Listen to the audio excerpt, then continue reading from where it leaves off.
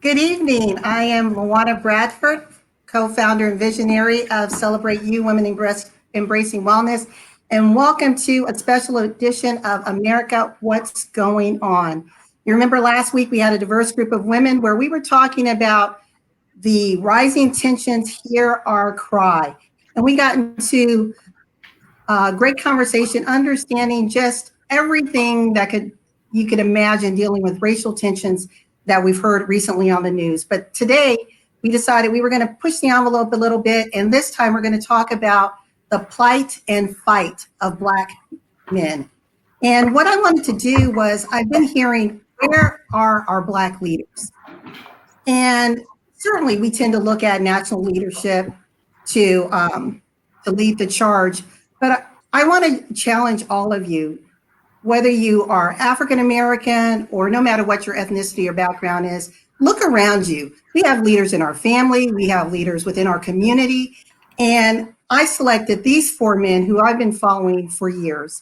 And I have high respect for them and the work that they're doing in their families and in the community, especially not only in Black America, but I believe they're making an imprint for America and building a legacy for the next generation. So welcome, gentlemen. Hello. Good to be here. Thank you. Pleasure being here. Great. What I'm going to do is introduce all of you so everyone will know how brilliant everyone on this panel is. Starting with Harlan Bradford Jr. is a senior sales executive with a credit decisioning and analytics company. He has over 25 years of progressive experience in sales and demonstrated success in managing multi-million-dollar mortgage software portfolios in the areas of enterprise sales, client success, business development, and contract negotiations. He is the founder and former co-owner of the Bradford Group, a 15-year full-service investment and commercial mortgage firm, which I am now the CEO of. He is a master negotiator in developing alliances and business partnerships to build joint economic growth opportunities. While with Northwest Financial in Tucson, Arizona, he served as a liaison with Mexican American communities in finance program negotiations. He holds a Bachelor's of Science in Marketing from Oral Roberts University and a certificate of Spanish Studies from the University of Salamanca in Spain. He is fluent in Spanish and enjoys traveling. He is a proud father of twin emerging high schoolers. And in 2002, he began a church mentoring program working with young men who didn't have fathers in their lives. Once a month, he enjoys mentoring at KIPP Woodson Park Academy. He volunteers with Community Sustainability Enterprise in their social economic mission to transform low-income communities to high-potential communities. He believes that it's okay to be wrong as long as you make every effort to admit it and move forward as a better person. Therefore, he strives every day to be better than he was the day before. Welcome, Harlan. Yep, thank you. Glad to be here.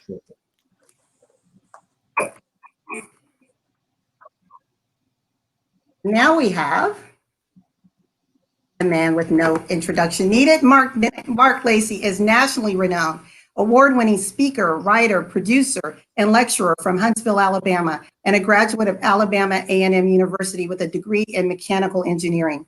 He is an impactful influencer who uses his wordsmith talent and poetic flair as he facilitates lectures, including the lecture series entitled Fly High, Fly Long, Fly Fast. Mark conducts countless workshops and delivers motivational speeches concerning writing, communication, and self-development. As a reputable fiction writer, he has authored 5 books and produced 6 spoken word CDs. His talents are also reflected in the Peace in the Storm anthology entitled The Soul of Man, Part 1. He is a columnist for luxlifeatlanta.com and travels the nation speaking, performing, and participating in literary events. Mark credits his faith in God and love of family for providing the energy he needs to succeed. Welcome, Mark. Thank you. Thank you for having me. Adrian Bell. Adrian is a native Atlantan, currently serves as the communications director for the city of Stonecrest. Adrian's writing career spans over 35 years and includes service in the U.S. Army, Bell South Advertising and Publishing, and his own publishing company. In the military, he served as a journalist, a military police officer, and a liaison with local and national media during wartime activities.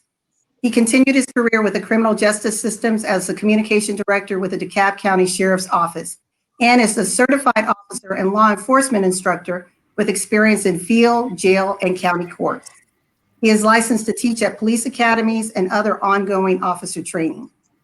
Adrian has served in various organizations, including 100 Black Men of DeKalb and as a board member for Southern Habitat for Humanity. In August of this year, he will be awarded a Master of Science degree in Strategic Communications and Advertising. Welcome, Adrian. Thank you. Thank you. Pleasure being here. And last but not least, we have Rick Spann. Rick grew up in Detroit during one of the most turbulent racial times in America, where he witnessed the unfolding of many social and economic issues that disproportionately impacted the Black community. Rick received his officer's commission from Eastern Michigan University and continued his advanced education, earning both an MA in education and MBA. He has over 30 years of experience as an intelligent subject matter professional and also served as an operations and exercise planner for the chairman of the Joint Chief of Staff National Security Exercise Program, and ultimately retired as a lieutenant colonel. He has lived in many different countries and states, and wherever he is, he always socially fights for the rights and equality of all marginalized communities. He is a past NAACP branch president, founder of the Black Chamber of Commerce in Arizona, Democratic Party community coordinator, and author of the provocative book entitled Man Up, a plan for the spiritual and organizational retooling of Black America. In addition to his social efforts, he's currently working with domestic and international markets with his Reopen America COVID-19 kit, which is designed to create enhanced safety as we reopen America and the world during this pandemic. As a Black man in America, Ricky sees the need for African American males to unite, provide leadership for the inner city youth in America. He feels actions speak louder than words, and complaining about the problems in our city is no longer an option. So, gentlemen, let's get to it. Welcome, Rick. Thank you. Glad to be here. Well, tonight we're going to cover several topics, but I want to start off, and all of these interrelate with finances when you really dig deep. I want to start off with wealth. And Harlan, I'm going to toss the ball to you. I'm going to give it a little context. The creation of wealth has been an ongoing challenge for African Americans due to the systemic inequities, such as access to jobs, unfair hiring and recruiting practices, wage disparities, higher interest rates on mortgages, etc. In addition, we have faced grave injustices such as the destruction of our community-based wealth structures that we had. Black Wall Street, Rosewood, those are painful blemishes of our past. The 2007 and 2008 mortgage crisis impacted most Americans. However, African Americans were disproportionately affected. And now, still on the road to recovery, we're faced with a pandemic and another economic crisis. So I ask you, Harlan, what is the path forward to move into an era that enables our men to come from behind the eight ball and drive wealth into our homes and community? Yeah, I think that when we look at wealth, we have to kind of go back to the beginning, which starts with education. But also, I want to talk about financial literacy and then also exposure. On the education piece, I want to talk about the type of degrees people get in the completion of undergrad. Now, even before we get to education, we have to look at even living arrangements. In America, there's only 33% of children today living with both parents in the household. What does living arrangements have to do with? Has a whole lot to do with your parents having the ability to put food on the table. So you getting enough rest throughout the day to even get to school. In addition to that, we have the highest percentage of out-of-school suspensions at 13.7%. Even though we get in trouble just as much as everyone else, but our out of school suspensions are higher by about 10% than anyone else. In addition, let's look at the high school dropout rate. You would think that that would play a big part, but there is no difference between our dropout rates to the whites and Hispanics, maybe a little bit higher. But the piece that makes the biggest difference in regards to education, and there's a reason why I'm going down all these stats, is we have roughly about the same amount of people going into college as everybody else. Whites have about 42% of the population going in. Hispanics about 39%. We're about 36%. So there's about a 6% gap there. But graduation is the biggest key. So out of that 30% of African Americans that are going to college, only 40% are graduating. And out of the ones who are graduating, only 30% are males. The other 70% are females, African American women. The reason why I wanted to drill down on education is we are not getting educated for whatever reason. If it's a living situation at home, and if you don't have enough food in your belly, you're not thinking very well, right? That's a disadvantage. The second piece behind that is the ability to, if you are penalized greater than your other counterparts are for doing the same thing, then you're more likely to not want to continue through this system that is already giving you a hard time. That 13.7% of out of school suspensions is high, considering we're not the ones who are shooting up schools. And then the other piece is, if we're not able to get enough people graduating, we all know this. A college graduate makes more than a high school graduate. A person who has a master's degree most likely makes more than someone who has a bachelor's, so on and so forth. And so the lower the education we get, the harder it is for us to even compete economically. And therefore, being able to add back into our families for any sort of savings, whatever it may be. So I wanted to throw that out. Now, I have two other points to this, but I do want to give the other panelists a chance to weigh in on the education piece, because I do believe that literacy, financial literacy, and exposure is also important to the wealth discussion. Does anybody else have anything to say or to add to the education piece? If I may add something, Yeah, Mark. I mean, that was an excellent breakdown, by the way.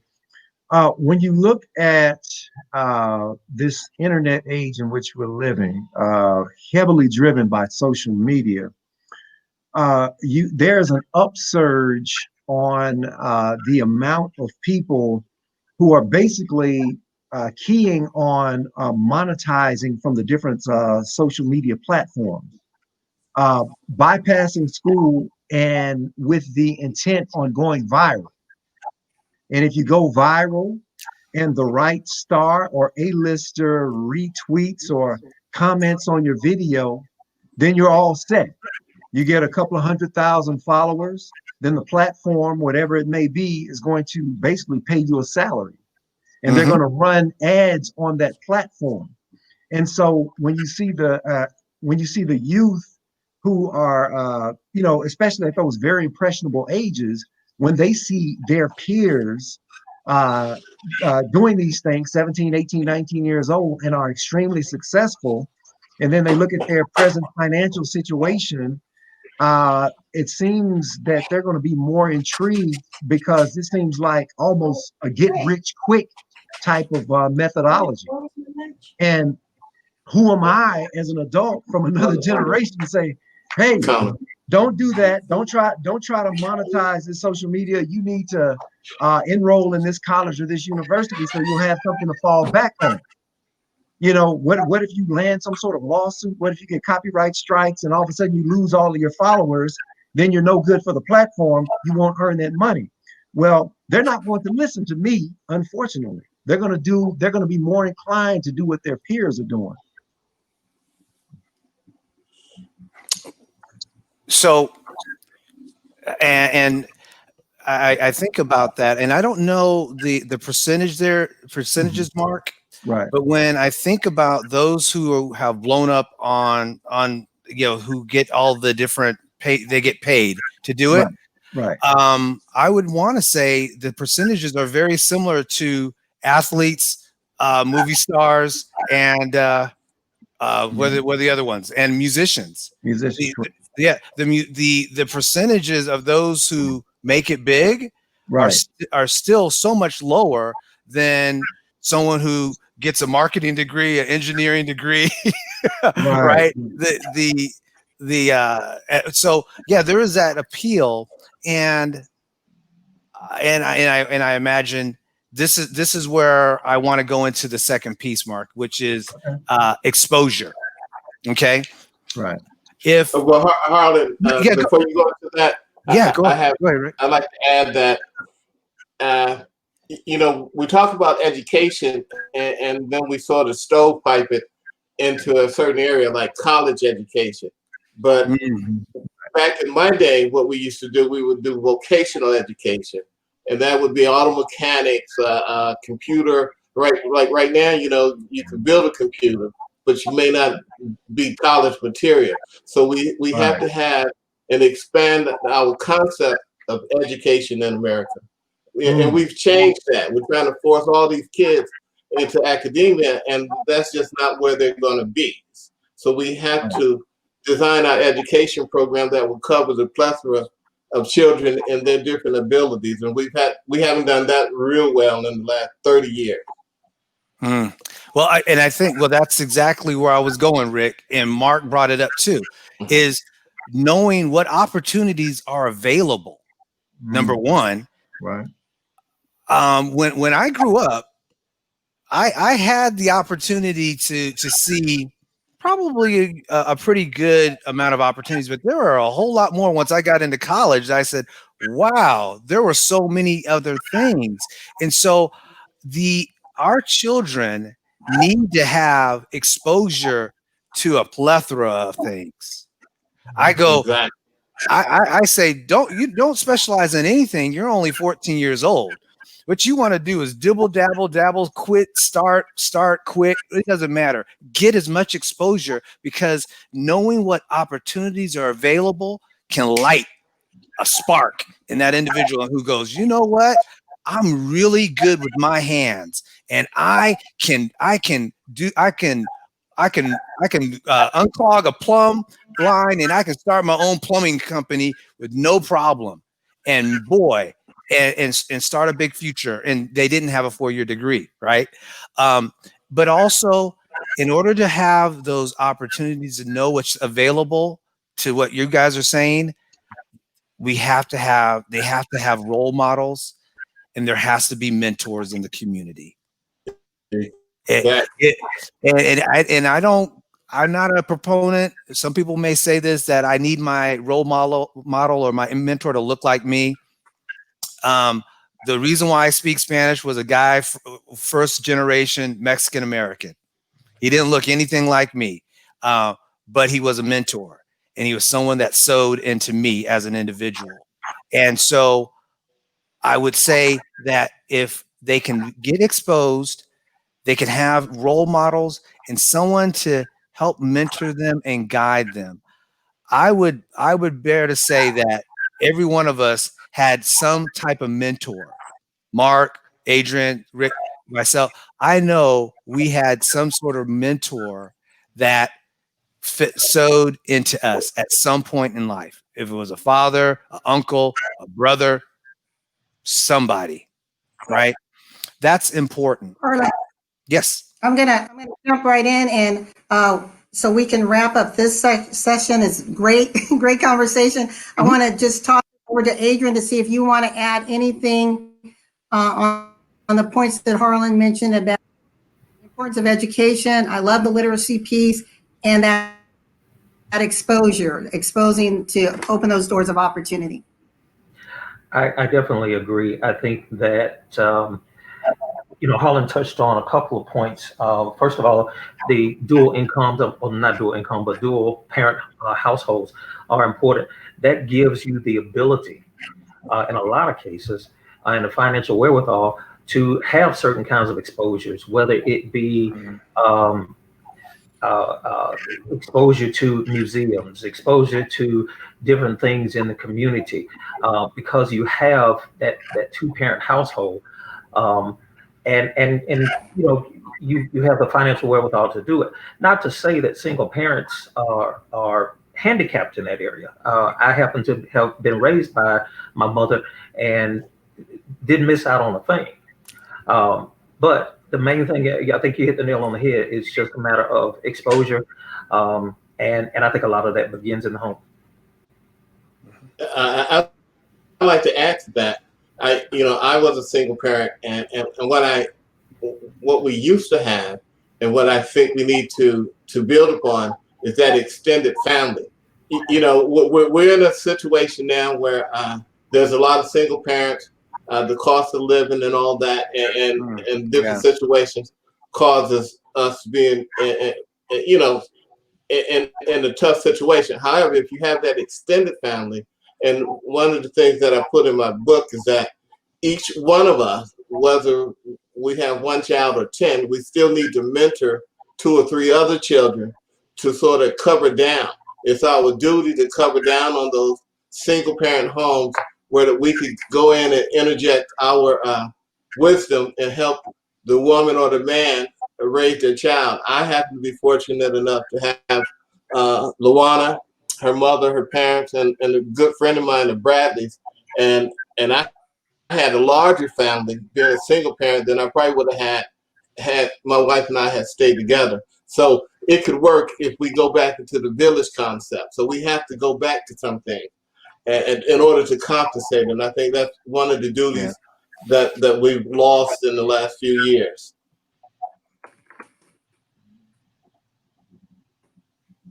Thank you, Rick, for that. Okay. Harlan, I'm going to let you give the closing statement before I go into public health. Yeah, no. So basically, if we focus on education, the traditional as well as non-traditional, we look at understanding and knowing and understanding finances and being literate in that, and then making sure that we're exposing our children to as many things that are out there.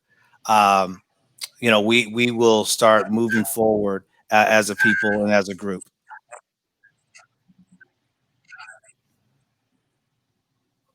Thank you. Thank you, Harlan. All right. Well, this one is going to be for you, Mark. Right. Public health.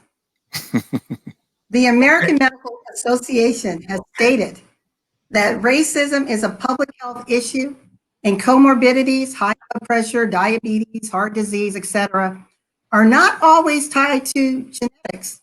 It's not always a genetic predisposition that we as African Americans have, but it's greatly determined by social determinants of health.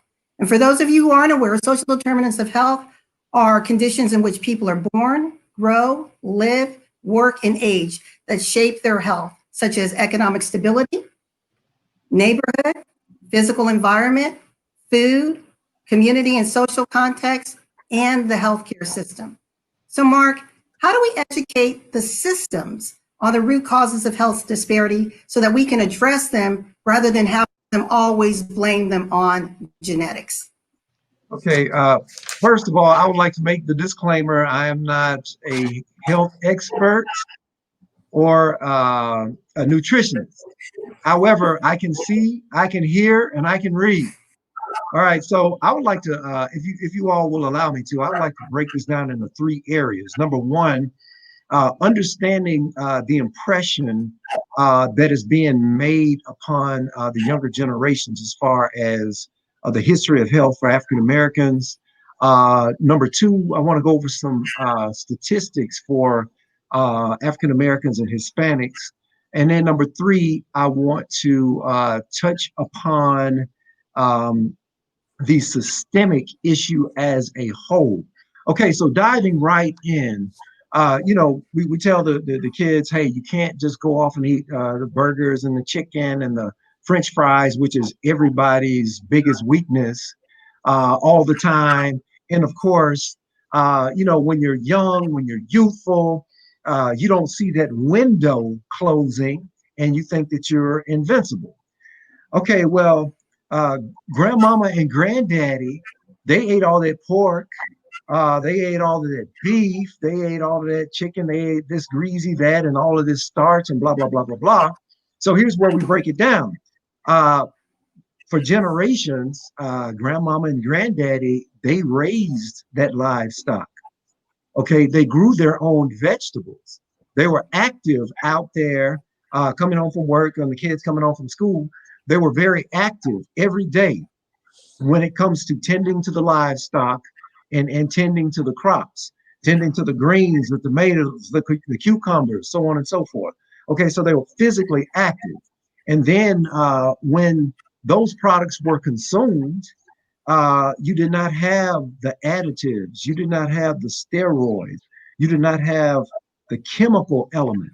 So nowadays, fast forward, uh, for those who consume meat products, the chicken parts are bigger, the beef is tastier, and the vegetables have this kick to them. And of course, we're talking about processed foods. So that is why we explain to younger generations why grandmama and granddaddy lived to be 90 and in excess of 100 years old. They they were the producers of that which they consumed from a dietary standpoint. That's a big difference. Okay, so going into now this is according to the CDC, going into the health statistics for African Americans and Hispanics.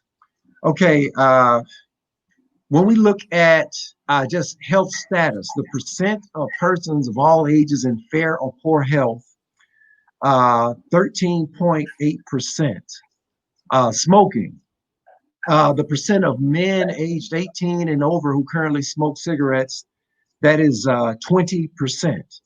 The percentage of women 18 and over who currently smoke cigarettes is 12.8%.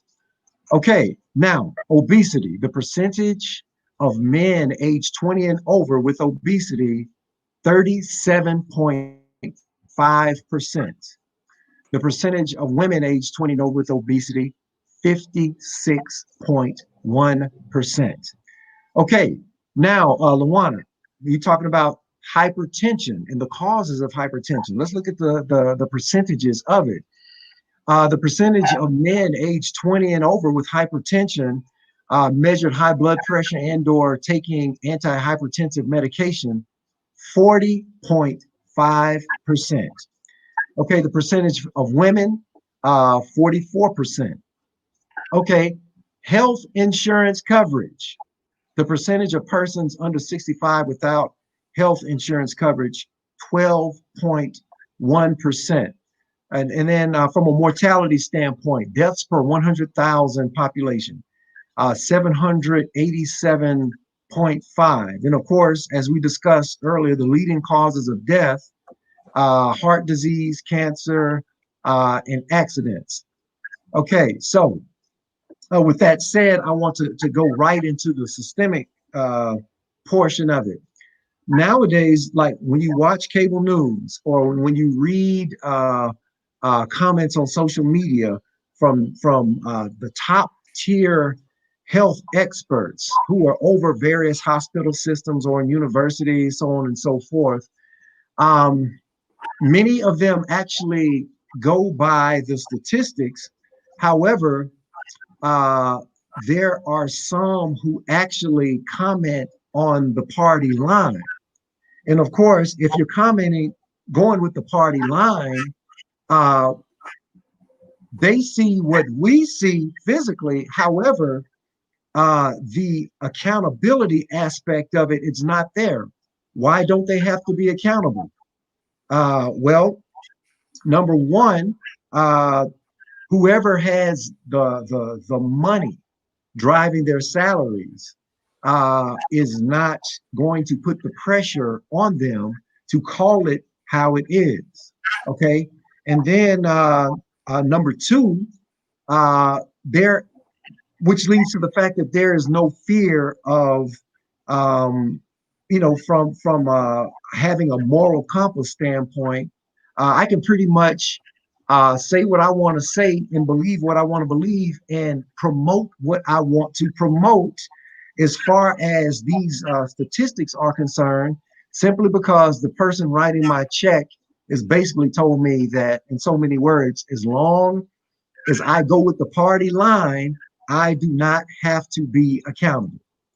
And so, from a systemic standpoint, when you have top tier officials who may be not going with the party line, but they've been advised if they don't go with the party line, their job could be in jeopardy, or they can blackball themselves. And so, the bottom line is, when you look at it from a systemic standpoint, the biggest problem is accountability. If I'm not if I do not have to see it for what it is, even though we're looking at the same statistics, the same videos, reading the same journals or whatever, if I am not under pressure to have a moral compass and to be accountable for the actual facts, then basically it's coming off as if I'm not even acknowledging that there is a problem. So if the top tier health professionals, whoever they may be, if they're under that gun, under that pressure, um, then as far as hope for those of us who have families who are suffering from this hypertension, the heart disease, the cancer, so on and so forth, then there is no sense of hope unless we know for a fact that our vote can somehow have a trickle down effect and change the perspective, or change the manner in which these statistics are promoted. And I put a lot of emphasis on that simply because we are living in a sound bite age now. Uh, Whatever the top tier folks say, it trends on social media. Their following gravitates towards it, and that is the gospel. Well, put it this way: that is the narrative. The narrative trumps the facts, and it trumps the truth. And that, to me, epitomizes, from a systemic standpoint, how things are tainted.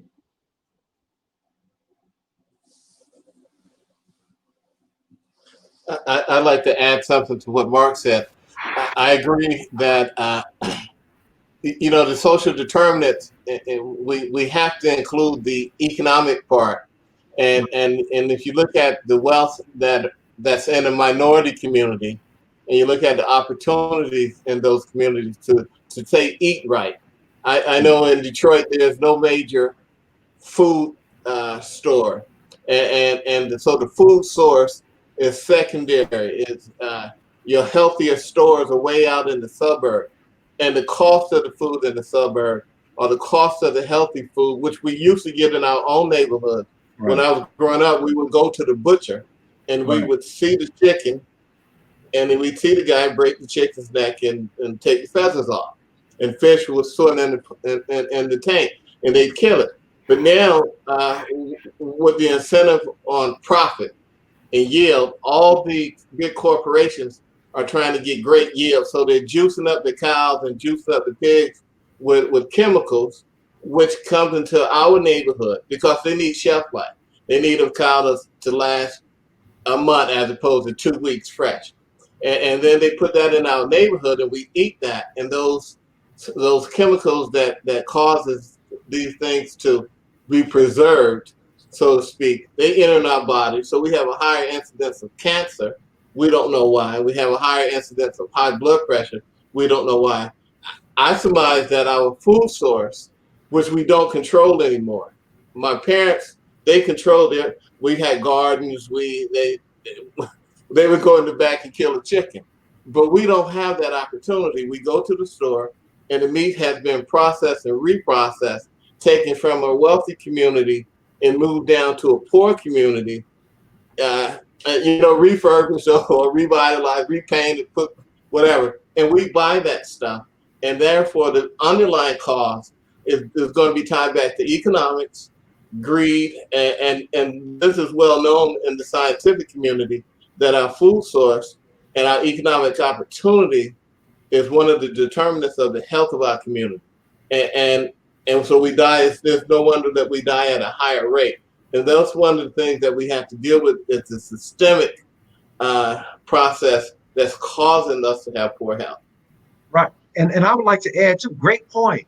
When you just look at the simple difference in the cost of fast foods and whole foods. Okay, we all know eating healthily is extremely expensive. And you've got this chicken joint, this burger joint, this hot dog joint, this hot dog stand or whatever on the corner. You pay that $5 to $7. You got to get back to the job, as opposed to going to some of these these stores that sell these whole foods, and you're going to pay 3 and 4 times the amount for those foods. And then you look at the average salaries of African Americans and the manner in which we have to budget. Something unfortunately has to be compromised. Well, but then also, we don't have to be carnivores to survive.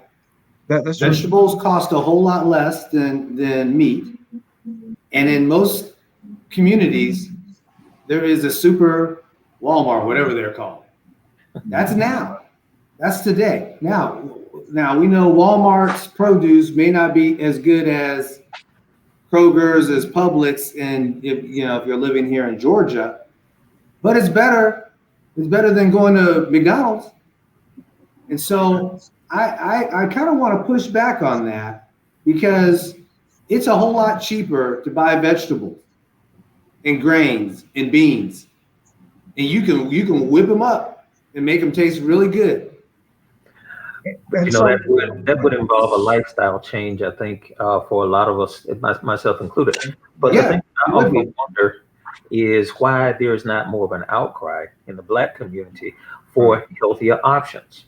I live in South DeKalb, and unfortunately, even I live within 3 to 5 miles of 3 Kroger stores and 2 Publix. However, if I go about 15 miles north, I see the selection even in those stores differ. I see healthier options in those stores. I see fresh food bars. I can go and buy a superfood salad or some of the other things in stores that aren't in our neighborhoods. And I often wonder why, and I've written Kroger and got no response, but I often wonder why in our neighborhoods don't we make just a combined outcry? Because there are a lot of us. They care. And I come from a position of, I almost, a few years ago, I was in the beginning stages of colon cancer due to 8 years of suffering from ulcerative colitis, which 30 years ago, you never heard of anybody with ulcerative colitis. 35 or 40 years ago, no one ever had Crohn's disease. And now we're losing people to those types of diseases. And we're losing them in the Black neighborhoods, but we're also losing them in the white. And I think one of the things that, and you all hit on this too, that no, we don't have our own farms, but not only do we not have our own farms, but we have genetically modified foods. And a lot of foods out there now are genetically modified, and we aren't aware of it. Mm-hmm. And though I don't have any medical evidence that ulcerative colitis was caused by that, but I do know that it's an autoimmune deficiency. So something got in my colon and in anybody else's colon that has colitis, and your body starts to fight it. Now, what got in there? Could it have been some sort of genetically modified food? Highly possible.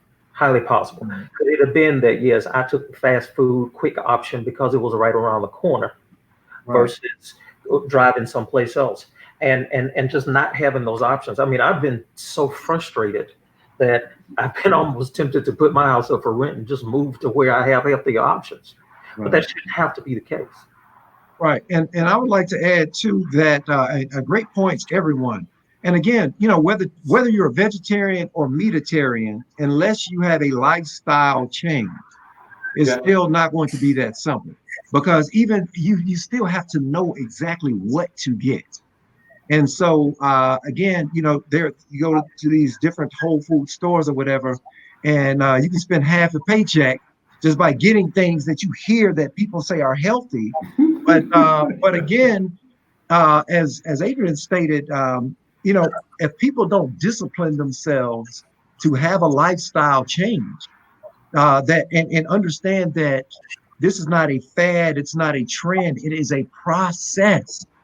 And again, no pun, I'm not talking about processed foods. I'm talking about the process of changing your mind state as far as your diet is concerned. And so, again, there needs to be healthier options for everyone who has these different lifestyles with regards to their diet.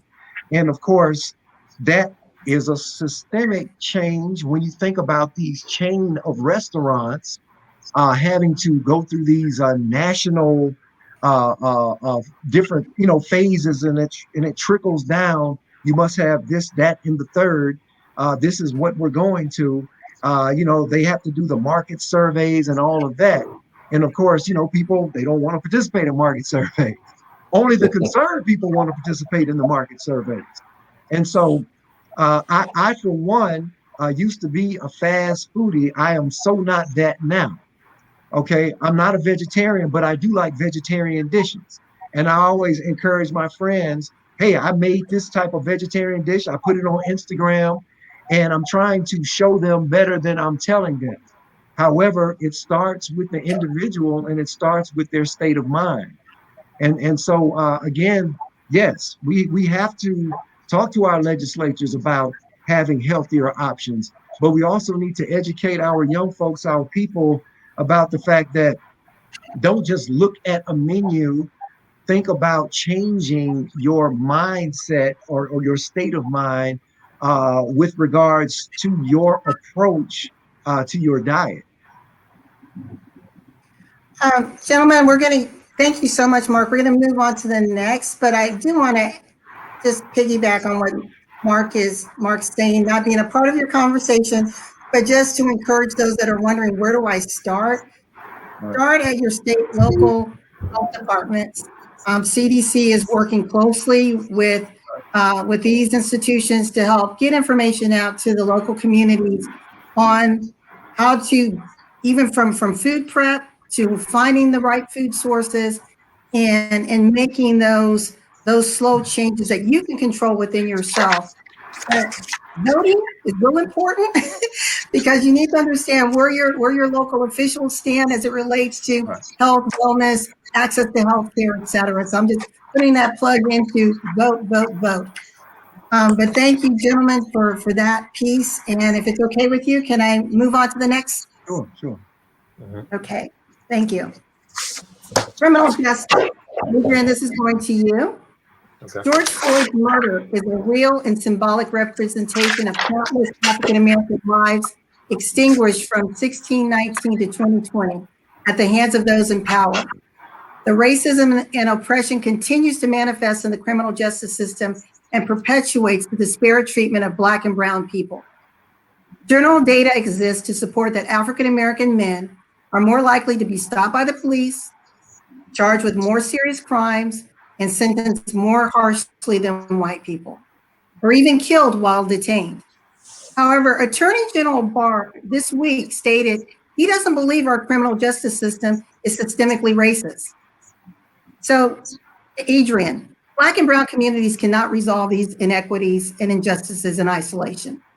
How can we leverage today's climate to begin to move the needle of change on a national scale and engage our white brothers and sisters in support?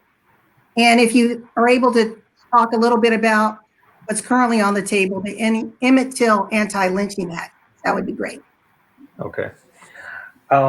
First of all, Barr is mistaken. Let's start there. Um, how do we bring about change? First of all, I am glad to see a lot of the peaceful protests and what used to be a rather leaderless organization. Not that it was bad, but it was just Black Lives Matter has taken a lot of good steps toward making demands and toward trying to make change through meetings, through legislation, through several steps. The change is going to be, it's going to have to be comprehensive. Um, we're going to have to look at things. For example, I'm not for defunding police departments. Why? Because we need to look at a couple of things that defunding would do. And I would actually look at strategically funding our police departments, but in a different way. No, not going out buying tanks and buying or the arms or whatever, but you have to make sure that you don't have officer shortages. What that does is that prevents a lot of times an officer from going through the proper training. If I only have a shift of, let's say, 30 officers, I've got a couple on vacation, one or two that's on FMLA, then I'm not able to send my officers to the proper training. So let's not defund them, but let's change the culture of some of our departments. The other thing, and I think a lot of that is going to be on training. Give you a prime example. In Georgia, officers go through a use of force training twice a year. They're obligated to go to the range and qualify with their handguns most of the time twice a year. At least 20 hours a year has to be in that use of force type training.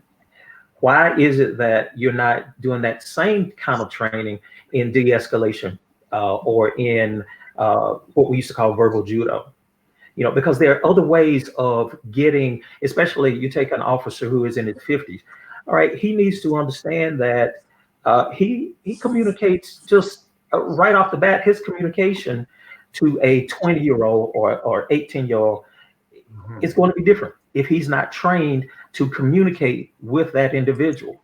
And so, for example, if you look at the incident with the two college students here at the AU Center, I could look in that kid's eyes and tell he was scared to death. Now, did he comply with the officer? No, he didn't. But what was behind that? And I guess I have the advantage of having, 3 children, 2 of them are sons. So maybe that gives me a little bit of an advantage, but that shouldn't even be a factor.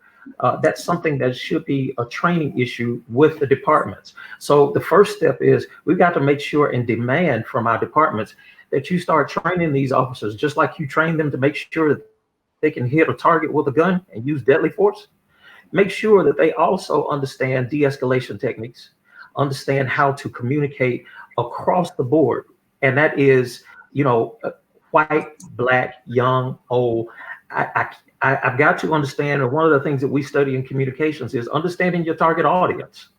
And so being able to understand how to de-escalate a situation. Now, the other thing that has to be understood from the public's perspective, and this is something that I honestly believe hasn't happened because we've gotten really political. Most of our police chiefs are appointed by mayors who are elected officials. And so over these last years, from the Michael Brown incident, to Sterling Gardner, police officers, I saw very few officers take the stand and try to explain what was going on. We as the public have to also understand the officer's perspective. When I go up and I make a traffic stop, when I was in uniform making a traffic stop, do understand that I'm just as nervous as you are. Now, does that give me the right to abuse you? Absolutely not. But give you a prime example. There are things that there are behaviors that we've got to learn. If I am, and I discourage my youngest son from getting limousine tints on his car windows. Why? Because he was in a Charger with a Hemi engine, so he's not going to go 35 miles an hour. But if he gets stopped, You got tinted windows. I can't see in the back. So now all of a sudden you're going to be alarmed because an officer is going to come up to the window of your car and he may have his hand on his gun. It's because he has a fear there. And we have to understand that and be able to understand that, hey, in my car, I have slightly tinted windows and I still have, my officer ID. I'll let the windows down so that they can see what's going on. If they ask me to step out of the car, step out. If they are wrong for asking me to step out, fine. Comply for those few little minutes and then, live to challenge the system a little bit later. So that's some of the things that I think that we have to we have to address. And I mean, the list goes on and on and on. The one thing I am glad about right now that I am seeing is I'm seeing both blacks and whites finally stand up for the same cause to be able to say that there needs to be a change. Now, what I would love to see is more law enforcement interaction. Yes, it's nice to have an interaction of law enforcement officers taking a knee or law enforcement officers doing the Cupid shuffle together. Okay, but I'd like to see you at the table in the boardroom with some of these people and make some really, really hard, fast rules. Now, Luana, you mentioned some of the laws that are being passed. Just recently, they passed the law on illegal, no-knock warrants for the Breonna Taylor case. Right. I think that's a good thing. But you have to understand from, and a lot of people are disappointed that officers weren't charged in that case. They probably won't be because they took fire from her boyfriend, but they at least were able to, in that case, and I think in more cases, they need to examine what are the laws. How could we have prevented this situation from the very, very beginning? And was a no-knock warrant necessary? So I think that we have to continue making those laws, and it's going to involve both people coming to the table. I'd like to add to that. I agree with Adrian. It's not just the officer's fault, but there's a culture in America that we have to do. Now, defunding of police forces, I think that's a problem with the messaging. I don't think any city is actually going to not have police of some sort. Right. But however, they may repurpose it as a peace force. Then the peace force has to realize that I work for the people that I serve. I actually serve these people. And in our days, we had community-based policing. So the police that I knew, he lived down the street from me. His name was Scott. And so when I would throw rocks, break a window, throw rocks at a car, then Scott would say, boy, I'm going to tell your mother. He didn't shoot me. He didn't drag me down. But now we've developed into a culture where, with the militarization of the police force, where people come from suburbs, some of them drive 2 or 3 hours to get to the city. So that's like me going outside of the wire in Afghanistan, going to kill the Taliban. So when they get to your city, they're not your community peace officer. They're a warrior coming to stop an enemy from doing something. And whatever that is, they have no personal tie to it. So, my kid becomes the Taliban. He's not Rick's son. So community-based policing is something that we need to reestablish.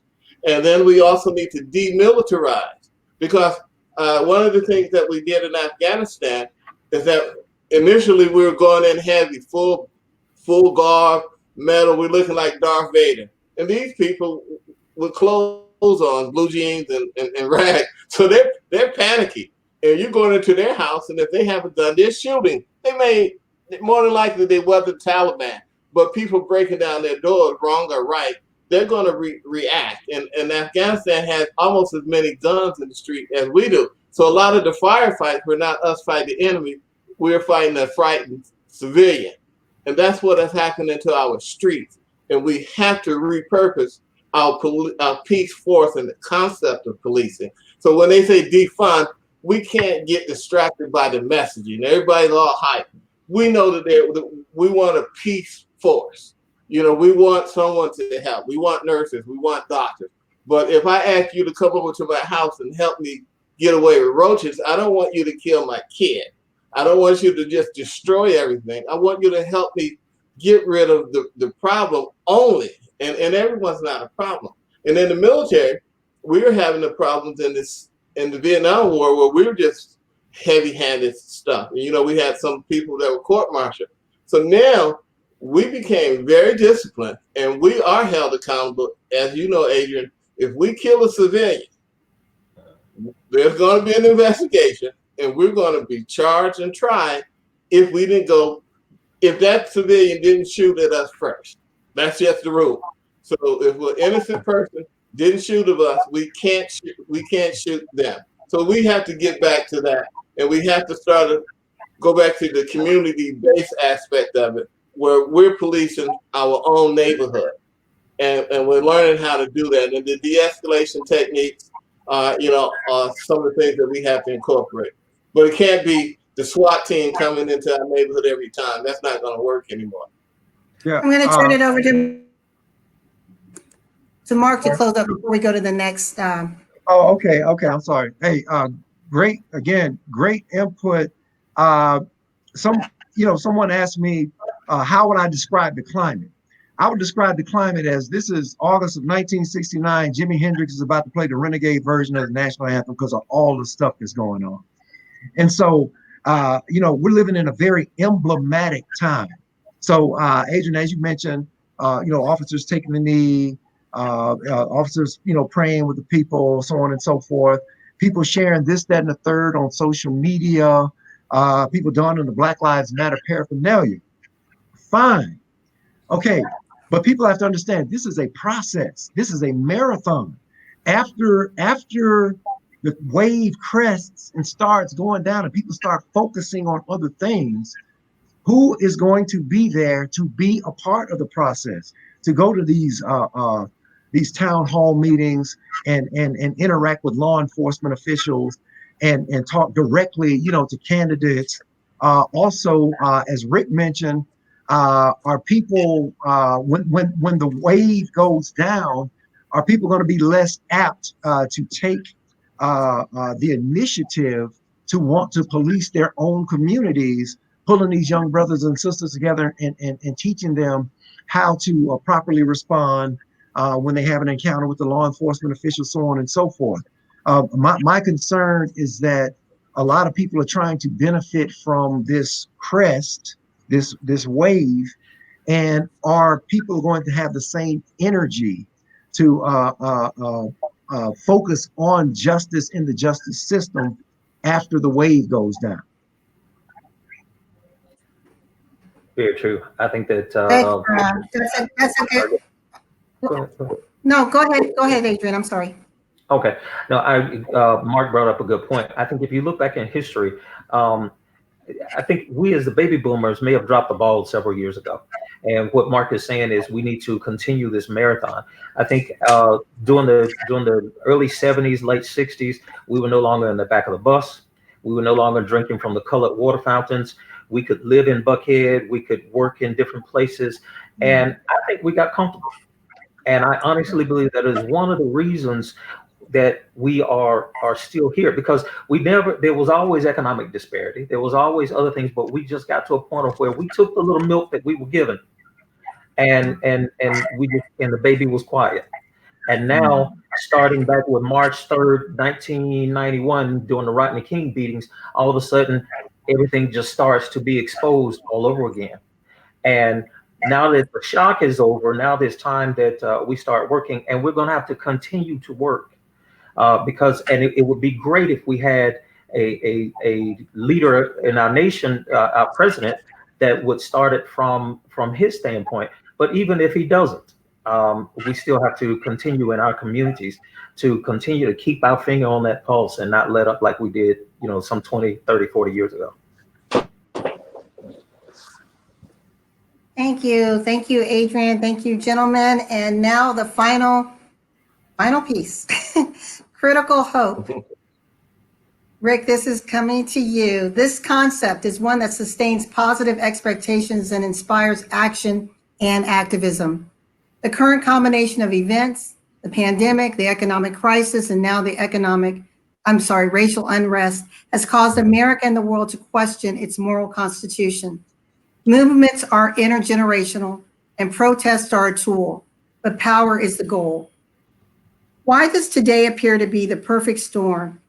And how can you, as African American men, lead the charge of inclusiveness of all men to forever change the course of history? Rick.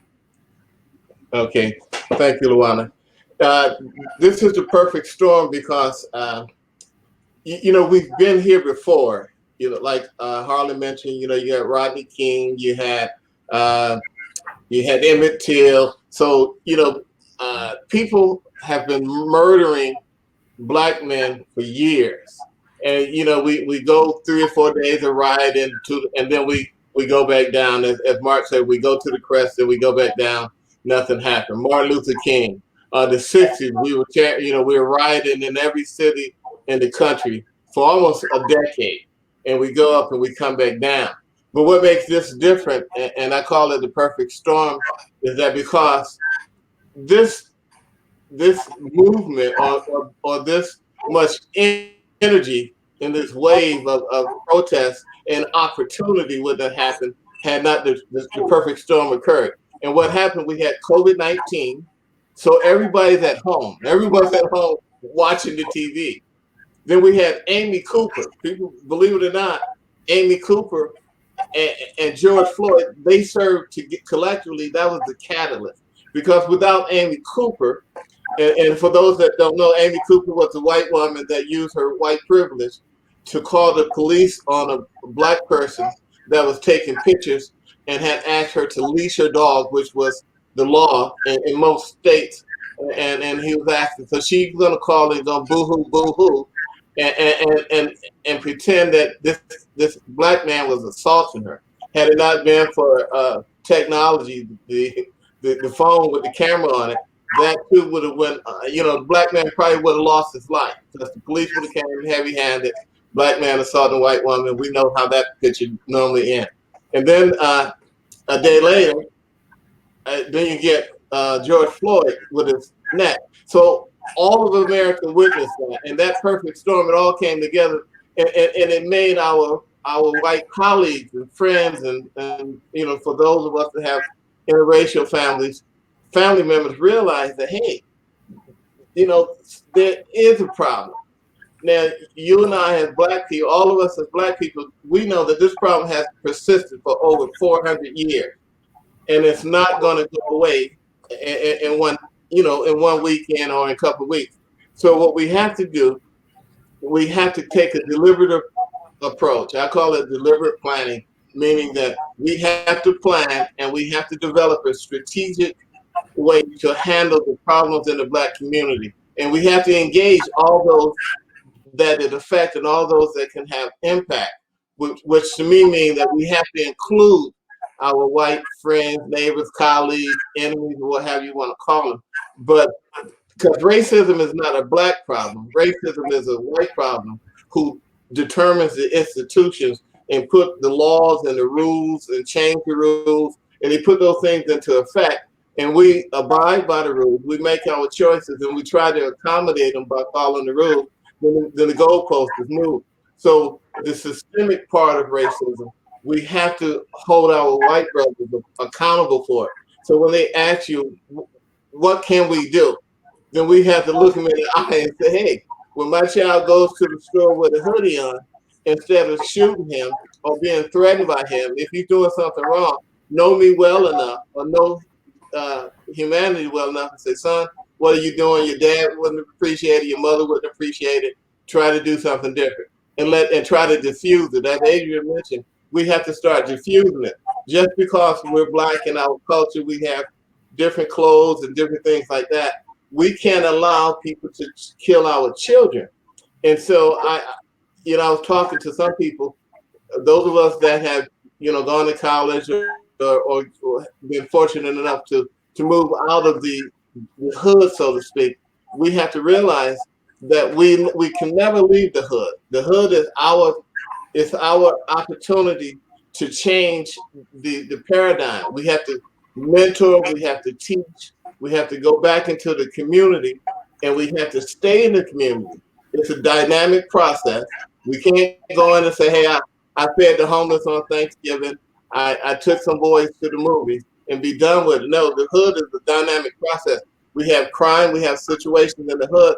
That is our responsibility. Just because we leave the hood, we don't leave the responsibility or the obligation. And we can't look back and say, I got mine, they need to get theirs. We are our brother's keeper. And a lot of us are part of ministries that say we're our brother's keeper. But it can't be that small little group of Christians that are like us. It has to be those that are not like us, because our children are being killed at a disproportionate amount. Our neighborhoods are being policed or hyper surveilled. And those are our responsibilities. And we have to become, and I say every person, an activist. Every man, woman, and child, we should teach our children to be activists, and we should be activists. So those are the things that we have to do. And I know one thing, Luana and I was talking about, and then because a lot of times the women say, well, what do we need to do? And my take on what can women do to help the Black man, it's a song that I used to hear, and I forgot who sang it, but it was a song, and the songstress would say, woman to woman, woman to woman. And so I ask our sisters that are talking and integrating into their work environment, we have to ask, and you all have to ask those people that you work with, don't hurt my child. Don't over police my community. Don't hurt my Black brother. Don't hurt my Black niece, nephew. Don't hurt them. And we can't just go to do our job, but we have to take that culture and transcend the culture, our Black culture, and let the white people know that in our culture we do these things. And when you see this, don't be alarmed by it, because we don't have those conversations at work. A lot of times we just go to work, we do our jobs, and we assimilate. But we have to realize these same people are afraid of our community. And we have to tell them, when you see a guy sagging, he's just a kid. I have an afro. In our days, we had afro. Now these kids have dreadlocks. They're just as harmless as me with an afro. But a white person may not think that. So we have to constantly educate them and keep them on their toes and say, hey, take care of my child. And when I see your child in my neighborhood, I'll take care of yours as well. I think it's our duty. And we don't do it. We just let them handle us. And we have to stop that. We have to be proactive. And I'll put that out to the floor and let people give the input. Yeah, I agree with you, Rick. I was talking with some friends this week, and those of us who are doing okay can't be comfortable being comfortable when someone else is uncomfortable. And I was driving down Ponce today, and there was a group, and it's a very ritzy part of Ponce right before you get into Atlanta from Decatur. And I was looking, and everybody was protesting on the sides of the road. And I looked at them, I'm like, wow, 99% of them are white. Yeah. We weren't even there because it was their community. And I realized is that they're uncomfortable too. Not because of the rioting. They're uncomfortable because they know that they are seeing the injustice. They are feeling the injustice as well, as much as they can. And so I believe that we have to now move from, we all recognize this, and then going to activism, which is feeding into our neighborhoods, not just making it a Thanksgiving, Christmas, Hosea feed the hungry time, right? And I really mean that.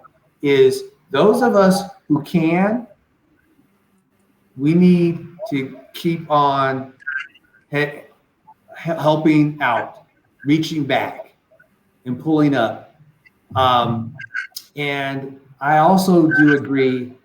I have two godsons, 17 and 14, 6'4" and 6'1", big, big boys.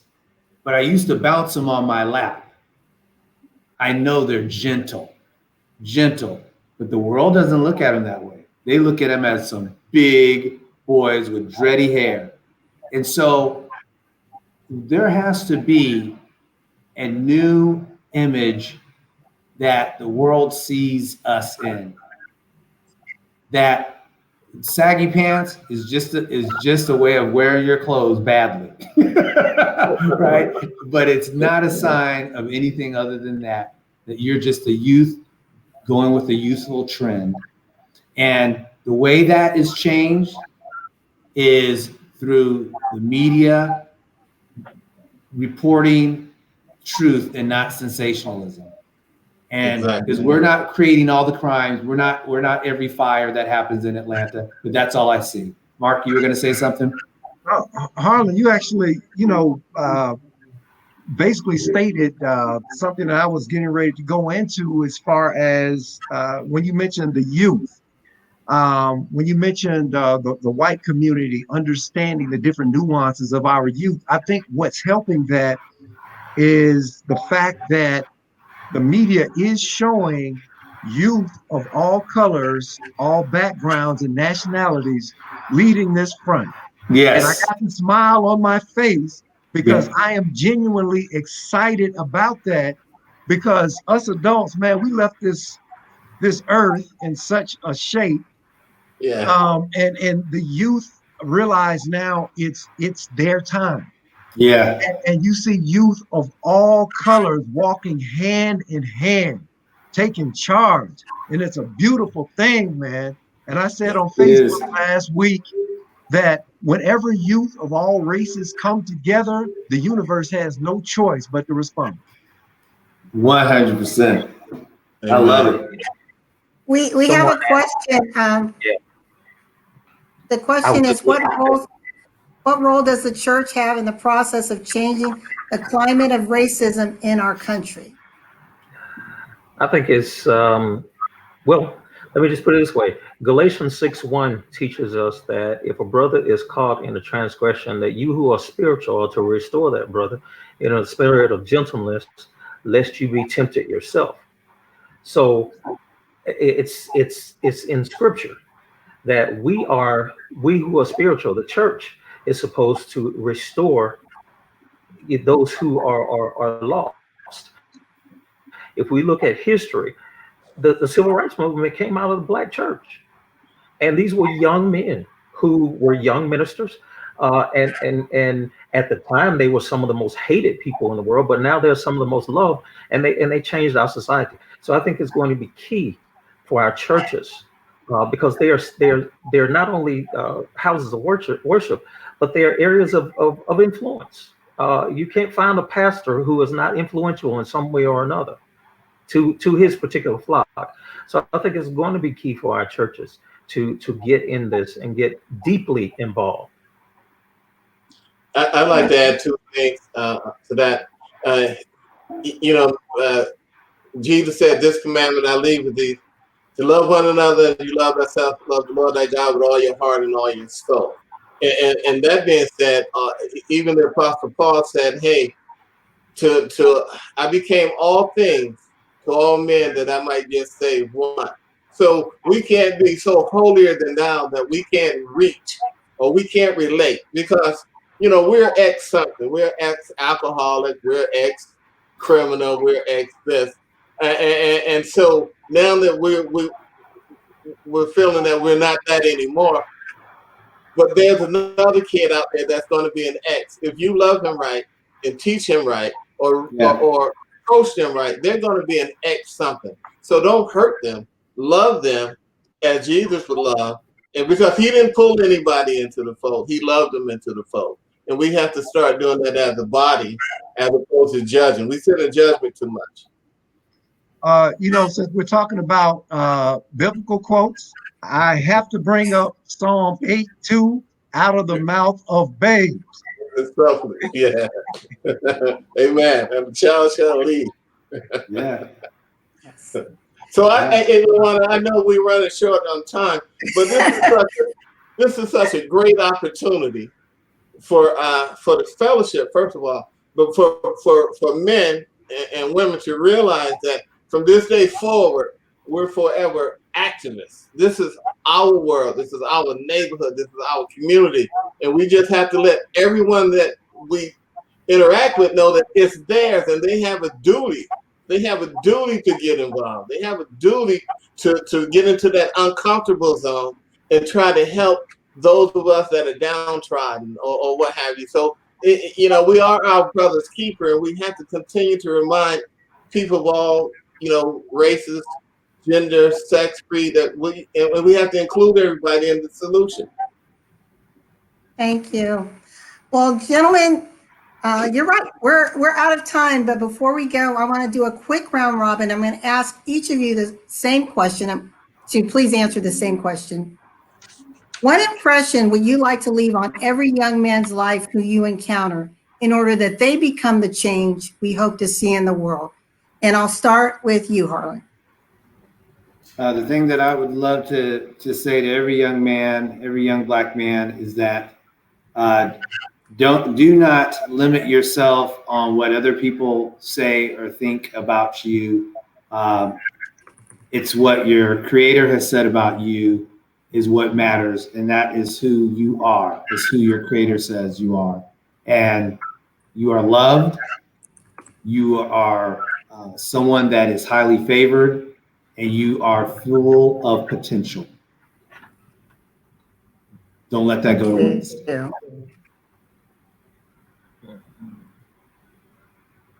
I'm just putting this up here so everyone can see it. Great quote.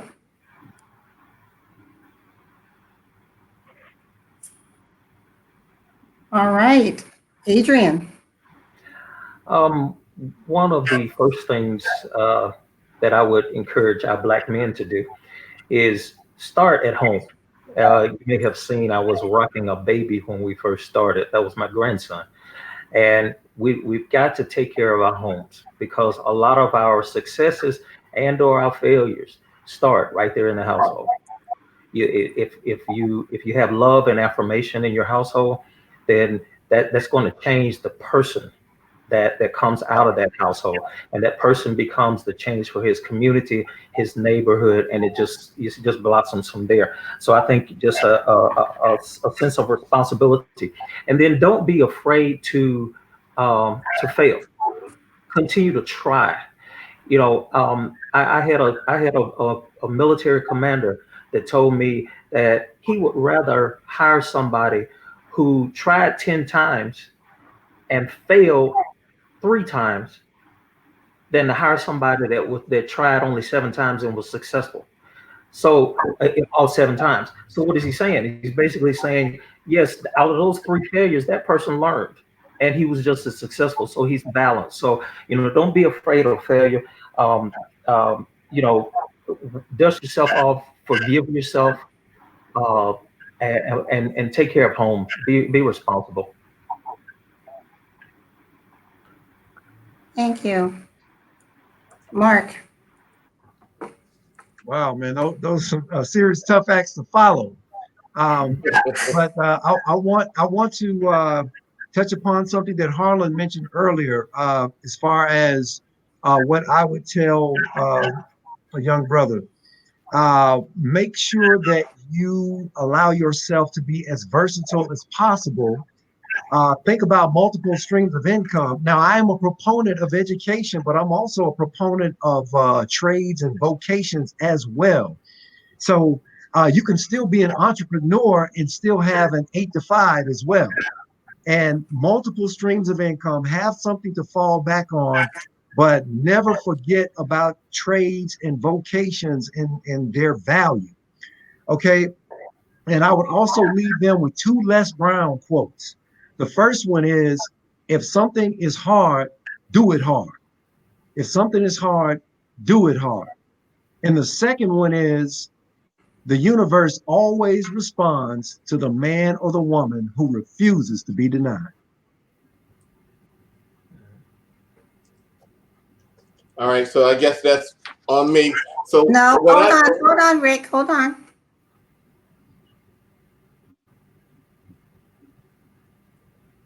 And Mark, give me the other one, please, the universe. Okay, the universe always responds to the man or the woman who refuses to be denied. And that's just being consistent.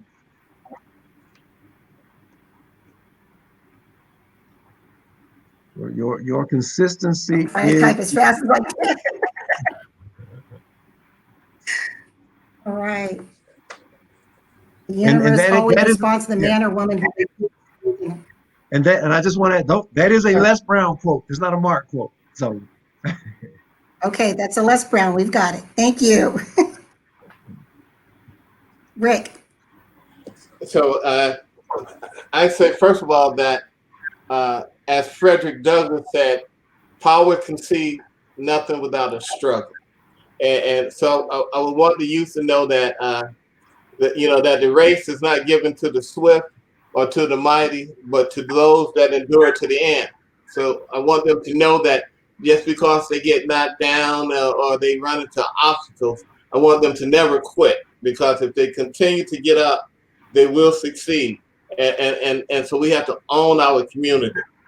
And then secondly, I think in the ownership of our community, we have to teach them that they must nurture it, they must love it, and they must cause it to prosper.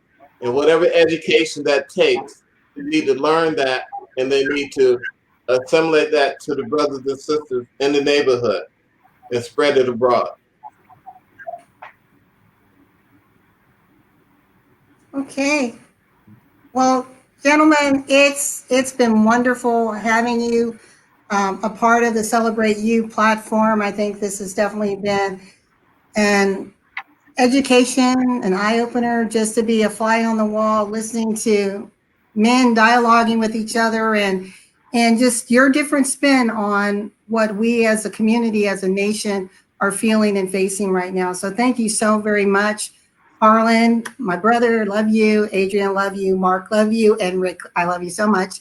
Again, ladies, we encourage you, whether you are watching this live, pass this on, share it.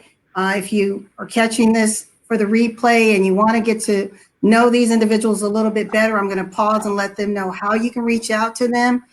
But as Rick said, and we heard them all say in their own unique way, the time is now for change. This is the perfect storm. The question you have to ask is, how is history going to write your story? What side of the coin are you going to be on? And with that, would you gentlemen mind letting people know how they can reach you? Harlan? I can be reached at my first and last name, Harlan Bradford, at yahoo.com, as well as I'm on LinkedIn at the same Harlan Bradford. There's not anyone else up with that name. So easy to find. Adrian? My first name, Adrian, the number one, Adrian1 at hotmail.com is my email address. I'm also on LinkedIn and on Facebook under my first and last name. Thank you. Mark? okay, my website is marklacy.com. That's MARCLACY.com. Email address info@marklacy.com. Hit me up on IG, Mark_Lacy. Hit me up on Twitter, Mark_Lacy. Also on LinkedIn, and you also might find a few other Mark Lacy's on LinkedIn, but I'm probably the one that's the only speaker, writer, and producer under the name of Mark Lacy. And also, I do have a Facebook, have a couple of Facebook pages, but please join my fan page, Mark Lacy, speaker, writer, and producer. I would love to have you. Thank you. Rick? Okay, you can reach me at RJSpan1. That's RJSPANN, the number one, at AOL.com. And I'm also on LinkedIn, Ricky J. Span. And I'm also on Instagram, Twitter, and I always use my name, Ricky Span. So if you see a Ricky Span, that's more than likely me. And then I also like to just mention my book. The one I want to make sure I mention my book. It's called Man Up, a plan for the spiritual retooling of Black America. So you can get some good insight in here. Thank you. Thank you. And thank you again, gentlemen. I'm Luana Bradford, again, your host for today's America, What's Going On Now? The Plight and Fight of Black Men. And before you, we have 4 amazing leaders within our community, but in our nation. So, gentlemen, again, thank you so very much. And as we always say and celebrate you, love yourself, embrace yourself, and always celebrate you, and stay safe. Until next time, good night. Night. Thank you. Right. Good night.